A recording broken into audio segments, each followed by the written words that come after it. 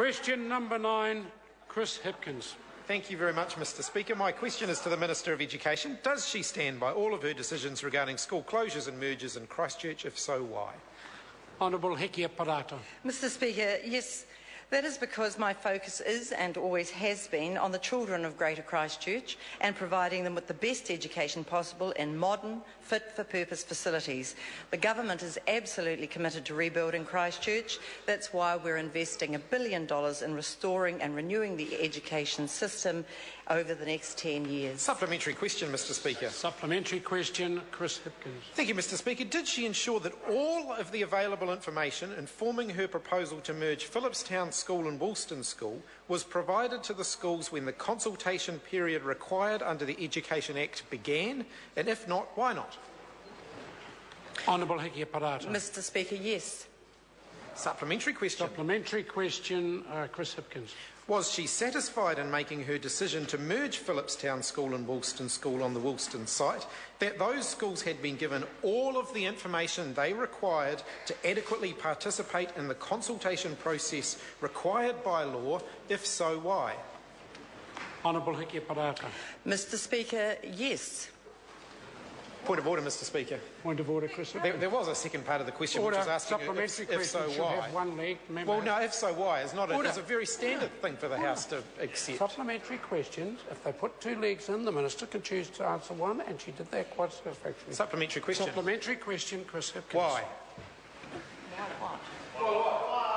I think to assist... One leg to that part of the question, Mr Speaker. Well, but all right, I'll do it again. It's impossible for the Minister to answer that. The member has more ability than that. Why was she satisfied in making her decision to merge Phillipstown School and Woolston School on the Woolston School site that those schools had been given all of the information they required to adequately participate in the consultation process required by law? Honourable Hekia Parata. Because, Mr Speaker, I provided Phillipstown and Woolston with all of the Phillipstown and Woolston, because they were involved in the same process, with all of the information related to property, role growth, demographics. We also funded a community facilitate. We gave the principal time off. We gave teacher days only. We doubled the normal length of time of consultation. We provided a key official to provide information that they might need more. And as soon as decisions were made, we published those papers on the website. We published the interim business case, and as it was updated, we made that available also. And in fact, the judge said in the judgment about Phillipstown that he was satisfied that the consultation had been carried out in good faith, but that in respect to the property costings, we should provide a simpler version. Supplementary question, Mr Speaker.